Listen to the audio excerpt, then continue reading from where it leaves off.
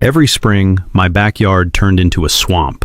Ankle-deep mud, mosquito clouds thick enough to choke on, my deck rotting from underneath, foundation cracking, and my homeowner's insurance up $600 a year because of elevated moisture risk. Money straight out of my pocket because of a pipe they aimed at my fence. I marched over to Constance Drury, HOA president, spotless white pantsuit, not a drop of mud on her. I showed her the flood destroying my yard. She didn't even blink. Stormwater flows downhill, Mr. Hollenbeck. A little smile. That's just nature. Door. Slammed. 3 years I filed complaints. 3 years she responded with fines. My yard was drowning and Constance Drury was sleeping just fine. Until I found the one state drainage law that made everything she'd done completely illegal. What I did next changed everything. What would you have done? Drop it in the comments. And where are you watching from tonight? Let me back up about 4 years, because context matters here. My name is Garrett Hollenbeck, and I'm a 49-year-old electrician from the Piedmont region of North Carolina. I'm not a guy who goes looking for fights. I coach Little League in the spring, I make a decent brisket, and for 16 years I drove a service van without a single complaint from a customer. When my wife Denise and I bought our house in Millbrook Pines, a planned community of about 300 homes tucked into a rolling stretch of red clay and pine trees outside of Greensboro, we thought we were buying quiet. A good school district, a cul-de-sac, room for a vegetable garden, and maybe a dog. The house was a 1,900 square foot colonial on a modest quarter-acre lot at the bottom of a gentle slope. That slope detail is going to matter. Write it down. The HOA at Millbrook Pines wasn't always a problem. For the first couple of years, it was the usual stuff. Reminder letters about grass height, a passive-aggressive newsletter, a rule about holiday lights coming down before February. Annoying, manageable. The board changed in year 3, and that's when Constance Drury entered our lives. Constance was 62, retired from some kind of middle management HR position, and she'd found, in the HOA presidency, the power she'd apparently been building toward her whole career. She was the type who knew the exact page number of every covenant in the community guidelines. She drove a pearl-white Cadillac Escalade with a Millbrook Pines HOA magnet on the door. Yes, an actual magnetic placard, like she was a volunteer deputy. And she wore reading glasses on a beaded chain even when she didn't need them, just so she could peer over them at you. You know the type. The first unfair act happened in March, 2 years after Constance took over. The HOA had approved a landscaping project around the clubhouse, a big flagstone patio, new drainage infrastructure, the works, pretty standard. What they did not announce, at any meeting, in any newsletter, was that the new drainage system would route excess stormwater runoff from the clubhouse's impervious surfaces, the parking lot, the patio, through a PVC pipe that terminated at the edge of the community's common area, which happened to border my back fence. The first rain after that installation, I walked outside and found my yard, my vegetable beds, my kids' old sandbox, the patch of clover I'd been nursing for the bees, under 2 inches of standing brown water. It smelled like wet clay and diesel. The water had a faint orange tint from the iron in the soil. My boots sank to the ankle, with a sound like someone pulling a cork out of a wine bottle. That sucking, squelching sound. I'll never forget it. I took photos. I filed a complaint with the HOA. I got a letter back 2 weeks later, signed by Constance, informing me that the drainage system had been installed in accordance with all applicable HOA guidelines, and that routine stormwater management was not grounds for a formal grievance. Routine stormwater management, as if my yard were a retention ditch. Denise told me to let it go. Our neighbor down the street, an older gentleman named Theo Baskin, who'd been in the neighborhood for 20 years, and had watched 3 HOA boards come and go, told me to document everything. With Constance, Theo said, standing at my fence line in his Cardinals cap, squinting at the waterlogged mess, "You're going to need receipts." He meant that literally and figuratively. I should have listened harder to Theo on day 1, but I'm stubborn the way most tradesmen are. I figured I could fix this myself, the right way, the first time. What I didn't know yet was just how deep the rabbit hole went. For the next several months I played it by the book, their book. I attended every HOA board meeting. I brought photographs, time-stamped on my phone, showing the water line against my fence posts. I brought soil samples, literally mason jars of muddy Carolina clay, and set them on the folding table in the Clubhouse conference room, while Constance watched me with the expression of a woman who has decided to be infinitely patient, because patience is its own form of dominance.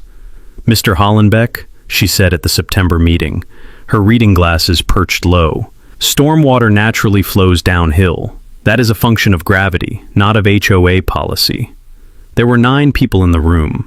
3 were board members who voted exactly how Constance wanted. 2 were residents who didn't own property at the bottom of the slope. 3 were my neighbors, including Theo, who was there mostly for moral support, and because, as he told me later, he'd been waiting for someone to finally push back against Constance since 2019. The 9th person was a woman named Priya Okonkwo, a civil engineer who had moved in 6 months earlier, and she sat in the back row with her arms crossed and a very specific look on her face. The look of someone who sees a technical error being made in real time and hasn't decided whether to say anything yet. I didn't know Priya well then. That would change. After the meeting, I called Guilford County's Environmental Health Office. A very helpful inspector named Dale came out, walked the property line, looked at the drainage pipe, looked at my yard, and wrote up an informal observation that the discharge point was consistent with redirected impervious surface runoff. Meaning, yes, the HOA was piping parking lot and patio water onto my land. He noted it wasn't technically a county violation because the pipe was on private community property, but he gave me the language and pointed me toward North Carolina General Statute 156-5, which governs drainage ditches and alteration of natural drainage patterns. That statute was the first legal nugget I put in my back pocket. Takeaway: in North Carolina, and most states have an equivalent, it is unlawful to artificially divert surface water in a way that causes damage to an adjacent landowner's property. Look up your state's drainage law. Most have one. Armed with that, I sent a certified letter to the HOA board citing the statute, requesting that the drainage pipe be redirected within 30 days, and noting that I was documenting damages including landscaping loss, soil erosion, and structural risk to my fence and deck footings. I used the phrase potential civil liability deliberately because I'd done enough reading to know it tends to get attention. Constance's response came back in 11 days. It was 2 paragraphs. The first paragraph said the HOA had consulted with their legal counsel and found no violation of any applicable statute. The second paragraph said that my certified letter constituted harassment of board members and that any further threatening correspondence would result in an HOA rule violation citation. I would be fined $150. I want you to really absorb that. I sent a legal inquiry about water damage. I was told I would be fined for sending it. My hands were shaking a little when I read it, and not from anger. I was past anger at that point. My hands were shaking because I recognized what was happening. This was a power play, pure and simple. Constance was telling me that in Millbrook Pines, the rules meant whatever she decided they meant, and my job was to absorb whatever came my way with a smile and a check. But here's the thing about being an electrician for 25 years. You learn that every system has a fault. Every circuit has a weak point.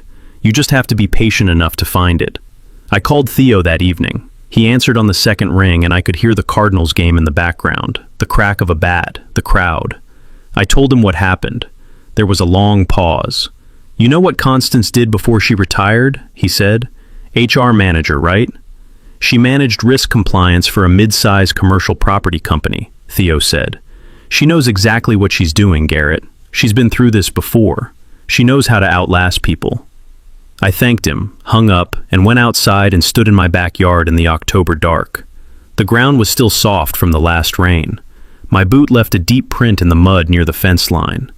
Somewhere overhead, geese were moving south. The air had that particular late fall smell.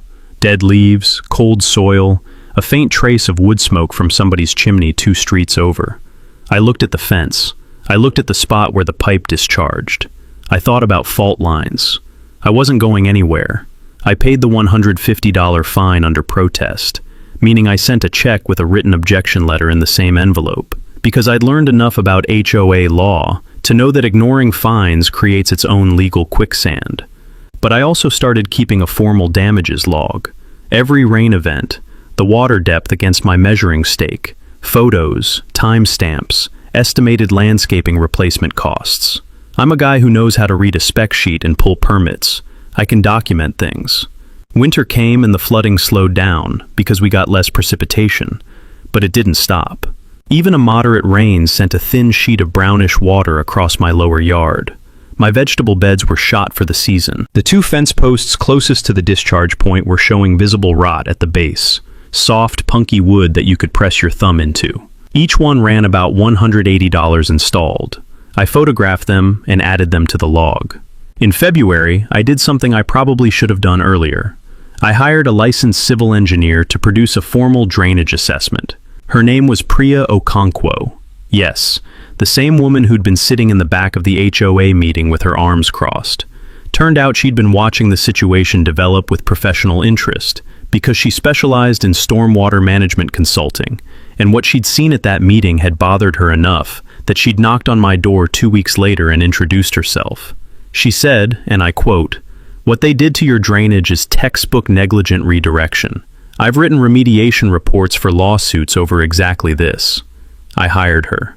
Best $800 I ever spent. Priya's report was 18 pages long and included topographic survey data, precipitation records, a before and after comparison of surface drainage patterns based on satellite imagery from the county GIS database, and a conclusion, stated in plain engineering language, that the HOA's 2021 drainage installation had artificially redirected an estimated 1,400 to 2,200 gallons of stormwater per inch of rainfall onto my property. She assigned a conservative dollar value to the cumulative damage, $11,400, covering soil erosion, landscaping destruction, fence structural damage, and elevated moisture risk to my deck framing. $11,400, written on official letterhead, stamped with a PE seal. I sent a copy to the HOA board via certified mail. I also sent a copy to their property management company, because HOAs in North Carolina often contract out their administration, and the management company has its own liability exposure separate from the board. That's a detail most people miss. The management company has skin in the game. Constance called an emergency board meeting. I wasn't invited, which was technically a violation of HOA open meeting requirements in our state, but I found out about it through Theo, who had somehow acquired a gift for showing up places he was useful. He sat in the parking lot of the Clubhouse in his Buick and watched cars arrive. He texted me, 6 people, her lawyer's here. The board's response to my engineer's report arrived 12 days later. It was a letter from their attorney, a man named Whitfield Pruitt, who had an address in a nice part of Greensboro, stating that the HOA disputed Priya's findings, that the drainage installation had been reviewed by a licensed contractor and met all HOA specifications, and that the HOA would be pursuing a counterclaim against me for defamation and harassment if I continued to make false allegations about the association's management of common area infrastructure. Defamation. For showing them an engineering report. Now, I'll be honest, that letter scared me a little. Not because I thought they could win.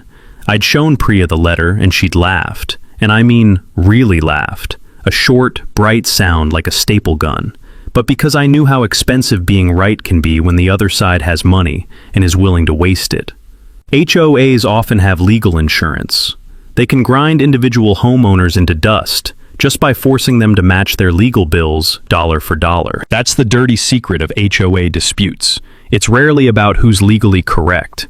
It's about who can afford to stay in the fight. Which is why I'd already started making some other moves. A few weeks earlier, I'd reached out to a legal aid organization in Greensboro that handled property disputes for middle-income homeowners. People who make too much to qualify for low-income services, but not enough to casually absorb $400 an hour legal fees.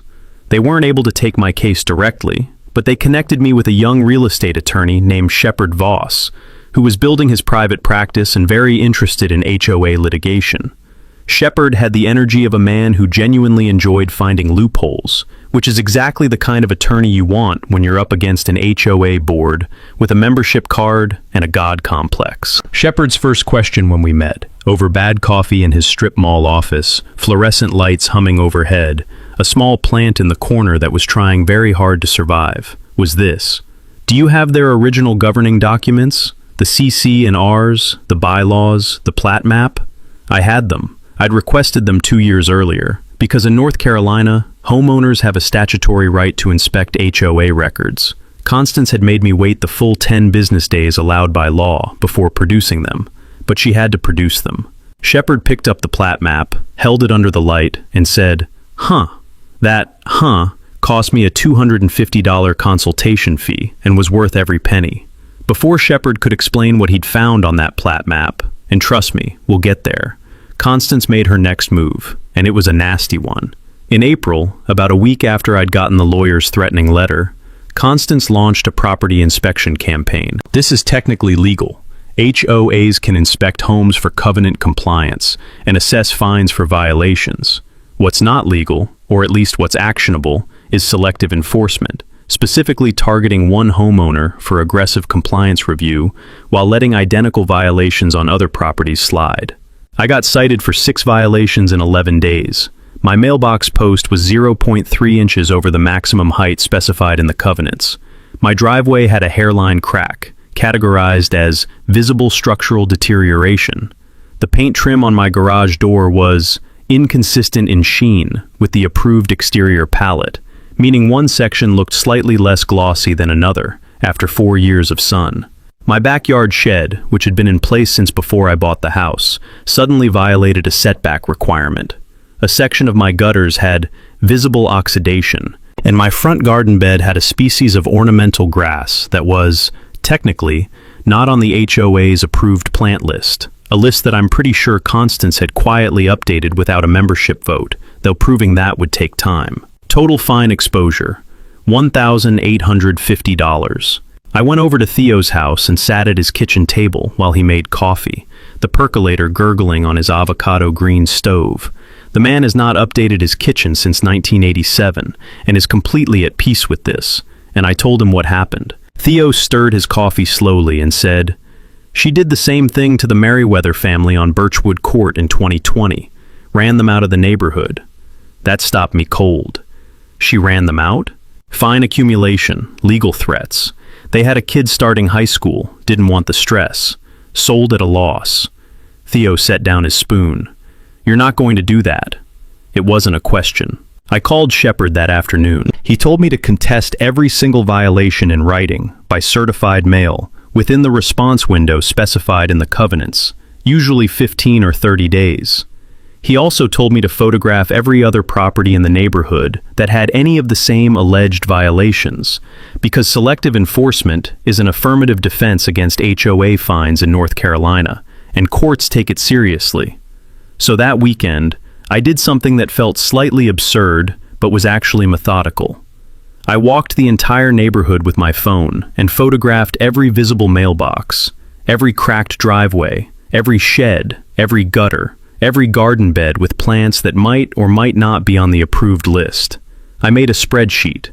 Priya helped me organize it because she has that kind of brain, the kind that looks at a data problem and starts building columns. What we found? 41 other properties in Millbrook Pines had one or more of the same types of alleged violations I'd been cited for. Not similar violations, the same ones. Driveway cracks, shed setbacks, mailbox heights, oxidized gutters. Constance had driven past every single one of those houses and done nothing. But my garage door sheen got its own violation notice. I contested all 6 fines with Shepard's help, attaching the photographic survey as evidence of selective enforcement. We also filed a formal complaint with the North Carolina HOA licensing body, the Real Estate Commission, which oversees HOA management companies, against the property management firm, citing the selective enforcement pattern and the failure to properly disclose the drainage modification to affected homeowners. That complaint created a paper trail that would matter later. A lot. Takeaway: if your HOA selectively enforces rules against you while ignoring identical violations elsewhere, document it with photographs and contest every fine in writing. Selective enforcement is a recognized legal defense in most states. Here's where the story takes its first real turn. Because while all of this was going on, the fines, the lawyer letters, the spreadsheets, Shepard had been quietly working through those governing documents. and what he found on the original plat map filed with Guilford County in 1987, when Millbrook Pines was first developed, was something that nobody on that HOA board seemed to know existed. Or maybe somebody did know and was hoping nobody else would ever look. There was an easement, a drainage easement. Specifically, a 30-foot utility and drainage easement running along the rear property line of the HOA's common area, right where my fence sat, that granted the county certain rights, but also carried specific language about how stormwater from the common area could and could not be managed. And buried in that easement language, in the kind of dense legal prose that makes most people's eyes go flat, was a clause that said surface water could not be artificially concentrated and discharged onto adjacent private residential lots without the written consent of the affected property owner. Written consent that I had never given. I asked Shepard what that meant, practically speaking. He leaned back in his chair, clicked his pen twice, and smiled. "It means," he said, "that every gallon of water they've been dumping in your yard for 3 years was a breach of a recorded county easement. And it means something else." He paused for effect because attorneys love a pause. "It means you have something to negotiate with." The easement was only the beginning. Once Shepard pulled the full title history on the HOA common area, he found something that made the easement look like a footnote. In 2018, when the HOA had financed the clubhouse renovation, the same project that had eventually led to the drainage installation that flooded my yard, they had taken out a commercial property improvement loan from a regional bank. The loan was secured by a lien on the HOA's common area assets, including the clubhouse building and the surrounding grounds. Now, HOAs can legally borrow money and encumber common assets with board approval. The issue was the vote. Under Millbrook Pines' own governing documents, the CC and Rs that Constance knew chapter and verse, any debt obligation exceeding $50,000 required approval by a 2/3 supermajority of the entire HOA membership, not just the board. The 2018 loan was for $127,000. Shepard pulled the meeting minutes from 2018. There had been a board vote, 5 members unanimous, no membership vote, no notice of a membership vote, no record that any such vote had ever been scheduled. The loan had been approved in violation of the community's own governing documents, which meant, technically, that the lien securing it was improperly authorized, which meant that if anyone ever wanted to challenge the validity of the HOA board's authority over those assets, say, in the context of a civil lawsuit over drainage negligence, there was a cloud on the title of the very property the board was using as leverage. This is a legal concept called ultra vires, Latin for beyond the powers. When a governing body acts outside the scope of its legal authority, those actions can be challenged or voided. The board had taken out a loan they didn't have the authority to take out without membership approval, and they'd been quietly paying it down for 6 years, hoping nobody noticed. Takeaway. HOA boards operate under their own governing documents, which function like a private constitution. When boards act outside those documents, especially on financial matters, those actions can be legally challenged. Always request and read your HOA's CC and Rs and meeting minutes. They're public record for members. I sat in Shepard's office reading the summary he'd prepared. 3 pages, single-spaced, with highlighted passages, and I felt something shift. Not excitement exactly, more like the feeling you get when you've been chasing a short in a circuit for 2 hours and you finally find the loose wire. That quiet click of things coming clear. Constance knew the neighborhood's governing documents cold. She'd used that knowledge like a weapon for years, to fine, to threaten, to run people off. But she'd either forgotten or never known about the 2018 vote irregularity, because it had happened before she took over the presidency. She'd inherited the loan, the lien, and the liability without realizing what she'd inherited. Theo, when I told him, set down his coffee cup very deliberately. "You're telling me the whole time she's been threatening you with legal action, she's been sitting on an improperly authorized loan?" "That's what Shepard says." Theo was quiet for a long moment. Then he said, "She doesn't know, does she?" "I don't think so." He picked up his coffee. "Well, now what?" "Good question. Because having leverage and knowing what to do with it are 2 different things. I needed a plan, and this one I wanted to get right. The plan came together over about 6 weeks, and it had 3 layers: legal, physical, and social. And I'm going to walk you through each one, because this is the part where it gets genuinely satisfying. The legal layer was Shepard's territory. He drafted a formal demand letter, not the usual homeowner to HOA complaint, but an actual pre-litigation demand from a licensed attorney, citing 4 specific causes of action: nuisance, the ongoing water damage; trespass by water, yes, that's a real legal theory in North Carolina; breach of the drainage easement recorded on the county plat; and breach of fiduciary duty by the board in connection with the unauthorized 2018 loan. The demand requested $11,400 in documented damages based on PREA's report, remediation of the drainage pipe within 45 days, dismissal of all 6 outstanding fine citations, and a written commitment that no further retaliatory enforcement actions would be taken against my property. If they didn't respond within 30 days, we'd file in Superior Court and simultaneously notify the bank holding the improper lien about the vote irregularity. That last part, the bank notification, was the sharpest edge of the letter. Banks don't like discovering their security collateral is legally cloudy. They tend to get involved. And bank involvement in an HOA's internal governance is the kind of thing that makes every board member personally uncomfortable in a way that legal threats from a homeowner simply don't. Shepard sent the letter on a Tuesday. He told me to give it 10 business days before we did anything else. The physical layer was mine, and I'll admit this is the part I enjoyed most. If the HOA wasn't going to redirect that pipe voluntarily, I was going to exercise my own legal rights on my own property. Specifically, my right to manage drainage on the land I owned.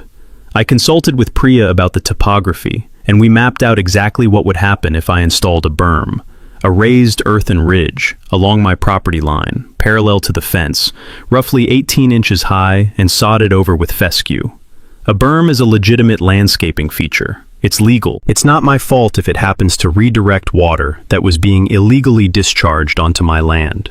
Now, here's the beautiful part about hydrology. Water goes where gravity takes it. My yard was at the bottom of the slope, yes. But the HOA clubhouse parking lot sat about 4 feet higher in elevation than my yard, and the common area ground between the pipe's discharge point and the clubhouse's lower edge was not perfectly level. PREA did the calculations. If water couldn't flow onto my property, it would back up into the common area and, depending on volume, begin sheeting toward the clubhouse's east-facing foundation wall. I want to be precise here. I did not build a device designed to flood the clubhouse. I built a legal, permitted landscape feature on my own property that redirected illegally discharged water back to the property of origin. The physics did the rest. I pulled a grading and landscaping permit from the county, which cost me $45 and took 4 days, and scheduled the work for a Saturday in late May when rain was forecast for the following week. I hired a small landscaping crew recommended by PREA's husband. 3 guys who did good work, showed up on time, and asked no questions about why exactly I wanted an 18-inch berm running the full 42 feet of my back fence line. They finished in 5 hours. The whole job cost me $1,200 including materials, which I logged against my damages total. The social layer was Theo's idea, and it was the one I initially resisted and then became deeply grateful for. Theo had been talking to neighbors, quietly, carefully. Theo is not the type to cause a scene, but systematically. Turns out I wasn't the only person in Millbrook Pines who had a problem with Constance's board. There was a couple on Birchwood Court who'd been fined repeatedly for having a service vehicle in their driveway. There was an older woman on Maple Run who'd been denied a variance to add a wheelchair ramp to her front door. Denied at first, until she got an ADA attorney involved. There was a retired schoolteacher named Winifred Polk, who had been trying for 2 years to call a membership meeting to vote on the clubhouse renovation costs, and who kept finding that the required petition signatures were being lost by the management company. Winifred, it turned out, was a force of nature in sensible shoes. She had her own file of meeting minutes, her own copies of the CC and RS, and opinions about parliamentary procedure that could make a grown man sit down. She also had the phone numbers of about 60 homeowners, and was very interested in what Shepard had found about the 2018 loan. We started meeting on Sunday evenings at Theo's house. Winifred brought a legal pad. Priya brought her laptop. I brought whatever Denise had baked that week, which was usually banana bread, because Denise bakes when she's stressed, and we'd all been pretty stressed. The coffee was bad, and the solidarity was excellent. The berm was built, the letter was sent, the coalition was forming. All we needed now was rain. Constance received Shepard's letter on a Wednesday. We know this because Shepard sent it certified mail, and the tracking showed delivery at 10:47 a.m. By 3:15 that same afternoon, she'd called an emergency board session. By Thursday morning, I had a hand-delivered notice on my door, not via the U.S. mail, hand-delivered, informing me that I had violated 3 additional HOA covenants. My new berm allegedly violated the community's grading guidelines, exceeded a permitted slope angle for residential landscaping, and had been installed without HOA approval for modifications to the community visual corridor, whatever that meant. New fine, $900. I photographed the notice and sent a photo to Shepard. Denise was next to me. Theo was 2 rows back, Cardinals cap on, arms folded, watching everything with the patience of a man who has been waiting a long time.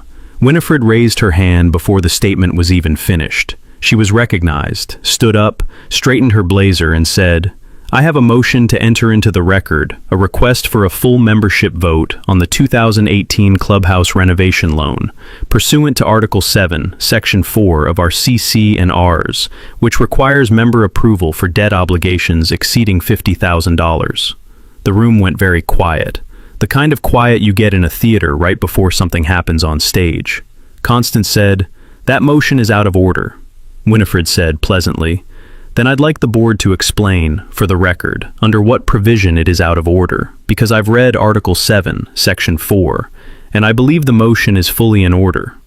3 board members stared at Constance. One of them, a man named Douglas Farrell, who sold insurance and had always struck me as someone who was on the board because it sounded respectable, not because he had any appetite for conflict, shifted in his chair and glanced at Whitfield Pruitt, the HOA's attorney, who was sitting against the wall. Pruitt gave the tiniest shake of his head. Farrell looked back at Constance. Something moved across his face. The meeting ended inconclusively, with Constance tabling Winifred's motion for legal review. But something had changed in that room. You could feel it. The air pressure was different. The next move was uglier. About a week after the meeting, I started getting calls. Not many, maybe 4 or 5. From neighbors I barely knew, who said they'd heard I was trying to take over the HOA and stick the community with legal fees over a personal dispute. The story was clearly being circulated. Someone had been on the phone. Someone had an interest in getting ahead of the narrative. I also learned, through Priya, that Constance had approached her directly. Constance had left a note in Priya's mailbox, handwritten, which struck everyone as both personal and inadvisable, asking if Priya would be willing to revisit the assumptions in her engineering report, given that she was a new community member who might not fully understand the situation. The note stopped just short of an explicit threat, but the implication was clear: cooperate or become a target. Priya brought the note to our Sunday meeting, set it on Theo's kitchen table, and said, in the measured tone of someone who has been underestimated before and is no longer surprised by it, "I'm now personally invested in this outcome."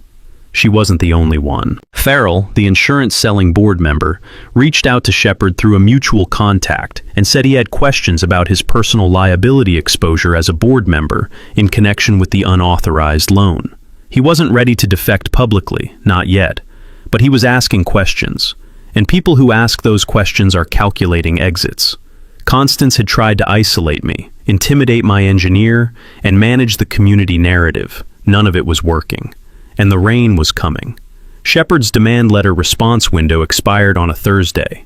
The HOA had not responded, not formally, not even through Pruitt. Shepard filed in Superior Court the following Monday. A civil complaint against the Millbrook Pines HOA, the board of directors individually, and the property management company, alleging nuisance, trespass by water, breach of the recorded drainage easement, and breach of fiduciary duty. Filing a lawsuit is not a dramatic act. It's a lot of paperwork and a filing fee and a wait. But it does something important. It creates a public record. Anyone can search Guilford County court filings online. Reporters who cover local news check them regularly. Real estate attorneys who work in the area check them regularly. And home buyers, or their agents, check them when they're evaluating properties in a community. The HOA's attorney, Pruitt, almost certainly knew this, which is probably why, within 4 days of the filing, he reached out to Shepard and suggested a settlement conversation. Around the same time, Constance made what I consider her most revealing move of the whole saga. She contacted the Greensboro local news, specifically a reporter at a regional TV station who covered community affairs, and pitched a story. The angle she offered, a disruptive homeowner, was costing the community thousands in legal fees by weaponizing environmental regulations over what she characterized as a normal drainage situation. She was trying to get out ahead of the story before it got told without her. I know this because the reporter called me for comment. Her name was Lacey Drummond, and she was good at her job. She'd already pulled the court filing, Priya's engineering report, the complaint to the Real Estate Commission, and, crucially, the county recorded easement before she called. She wasn't interested in Constance's version. She was interested in all of it. I told Lacey I was happy to talk, but that I needed 48 hours because something was about to happen that she'd want to see. Here's the thing nobody on the HOA board had done yet. They hadn't gone and stood behind the clubhouse after a significant rain. I had, several times, with Priya, with a measuring tape and a camera. We knew exactly what the berm was doing to the water flow, because we'd tracked 2 separate rain events since it was installed. In both cases, the water that previously sheeted across my yard had backed up into the HOA common area and moved, slowly, but visibly, toward the low point of the clubhouse's east foundation. It hadn't flooded yet. The ground was absorbing it, mostly, but the saturation pattern was clear on the ground surface, and Priya had flagged it in her observation notes. If the HOA didn't address their drainage infrastructure, they were accumulating hydrostatic pressure against the clubhouse foundation that would eventually require expensive remediation. Constance did not know any of this. She hadn't gone to look. She also didn't know, because Pruitt apparently hadn't told her, or she hadn't absorbed it, that the Real Estate Commission had opened a formal inquiry into the management company following our complaint. The management company's regional director had, we later learned, already begun an internal review of the Millbrook Pines account, and was not pleased with what they found. Douglas Farrell, the wavering board member, called Shepard directly that week. He said he'd retained his own personal attorney and would be cooperating with the civil litigation. He was done. That left Constance with 2 remaining board loyalists, a property management company trying to distance itself from the situation, an attorney whose client base didn't include losing HOA board presidents, a civil lawsuit in public court, a regulatory inquiry, a TV reporter who had all the documents, and a rain forecast. The annual Millbrook Pines Summer Community Social was scheduled for the last Saturday of June. Constance had organized it herself, as she did every year. Grills, folding tables, a bounce house for the kids. It was held on the clubhouse lawn and patio. About 200 residents typically attended. It was the single biggest community event of the year, and it was Constance's most visible moment of HOA authority. The occasion where she handed out the Community Excellence Awards she'd created and presented herself. The forecast for the rain came Thursday night, and it came hard. I stood at my kitchen window at 11 p.m. and listened to it hammer the deck, watched the downspouts throw silver curtains of water into the yard, and felt the particular quiet of a person who has prepared as much as a person can, and is now just waiting for physics to do its job. Denise brought me a cup of tea. We stood there together for a while, without saying much. By Friday morning, the rain had passed. I went outside in the gray early light, boots on, and walked to the back fence. My yard, for the first time in 3 years, was not flooded. There was water, yes, normal runoff from my own property, but the berm had done its work. The ground was soft, but not saturated. My fence posts stood in damp, but not pooled earth. On the other side of the fence, I could see the HOA common area. The ground there was different. The low belt of grass between the drainage pipe discharge point and the clubhouse's east wall showed a visible dark line of saturation running toward the building. Not a flood, not a river, but a definitive unfolding tables, extension cords, a large canopy, the bounce house. Constance was there, overseeing everything in a pale yellow blouse, her HOA placard magnet gleaming on her Escalade in the parking lot. Residents started arriving at 11. It was a good turnout, close to 200 people by noon, Kids running through the sprinklers, the smell of charcoal and hot dogs drifting across the patio. I arrived with Denise at 11:30. Theo was already there, sitting in a folding chair in the shade, Cardinals cap on, potato salad on a paper plate balanced on his knee.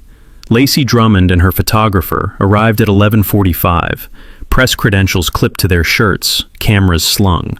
Constance saw them from across the patio, and her expression did something complicated.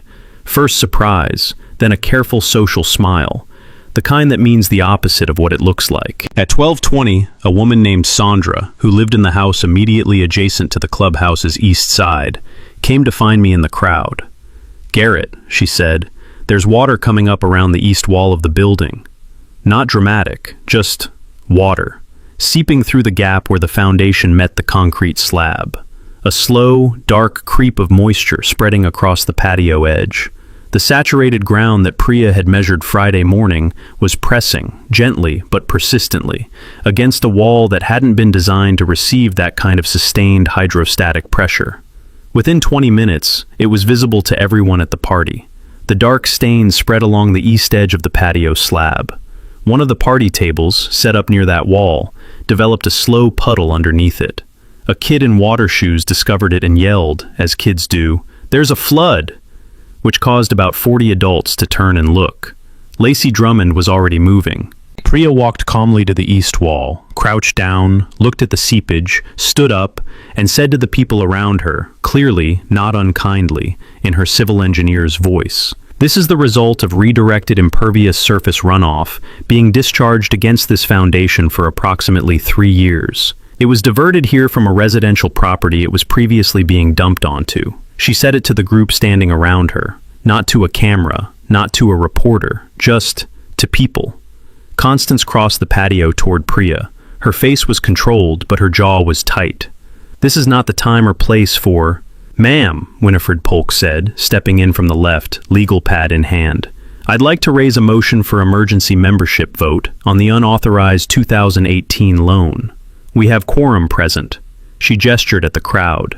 200 homeowners. Quorum, as specified in the CC and RS, was 15% of membership, 45 people. Douglas Farrell, standing 5 feet away, said quietly but clearly, "I second the motion." Lacey Drummond's photographer was shooting continuously. A county building inspector, who happened to live in the neighborhood, had walked over to look at the foundation seepage and was now on his phone. Whitfield Pruitt, who had apparently been invited as a guest, was looking at his own phone with the expression of a man whose afternoon has gone very badly wrong. Constance stood in the middle of her party, in her yellow blouse, in front of her placard-decorated Escalade, surrounded by 200 neighbors, a civil engineer, a TV crew, a county inspector, and a woman with a legal pad calling for a vote. And she said nothing. That silence was the mic drop.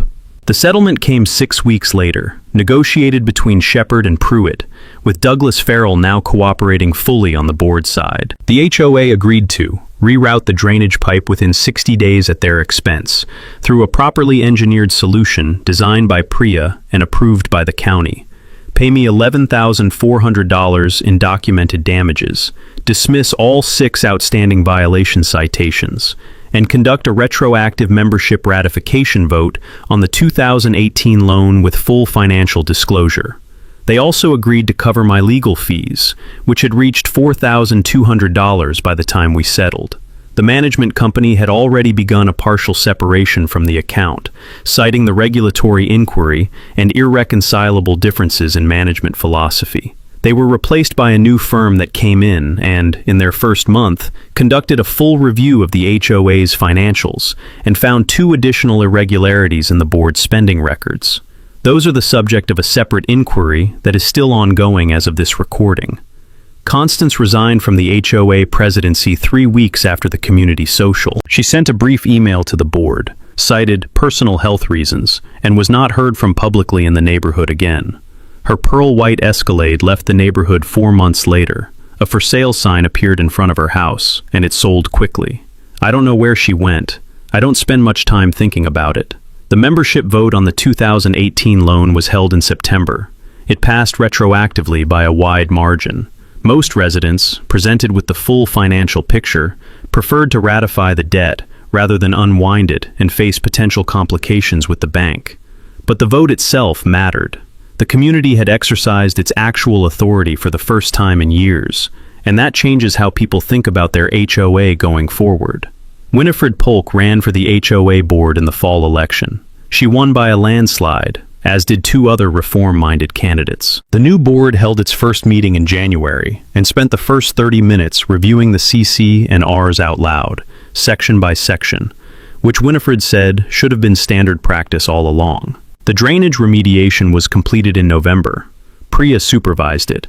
The new pipe routes run off to a proper retention basin on the far side of the common area, away from all residential properties.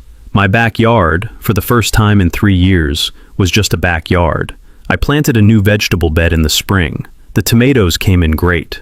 My bees are back. Here's what I want you to take away from all of this. Practically, if you ever find yourself in a similar situation, 1. Get your HOA's governing documents and read them. They're public record for members in every state. 2. Document everything with timestamps and professional assessments. Amateur photos don't carry the weight of a PE-stamped engineering report. 3. Know your state's drainage law. Most states have statutes protecting landowners from artificial water redirection. 4. Selective enforcement of HOA rules is a recognized legal defense. Photograph your neighbor's properties if you're being targeted. 5. HOA board members can have personal liability exposure when they act outside their governing documents. That's what changes the math. And 6. Find your Theo.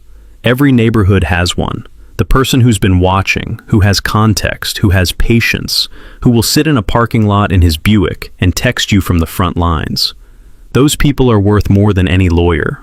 The last thing I want to tell you, this spring, Winifred's new board voted to establish the Millbrook Pines Community Improvement Fund, seeded in part by the $11,400 I received in damages, which I donated back to the neighborhood rather than keep. The fund's first project is a partial scholarship for kids from the neighborhood attending community college for trades programs, HVAC, electrical, plumbing, the kind of skilled work that keeps communities actually functional. It's not a grand gesture. It's just a sensible use of money that came out of a stupid, avoidable conflict. Something good from something that shouldn't have happened.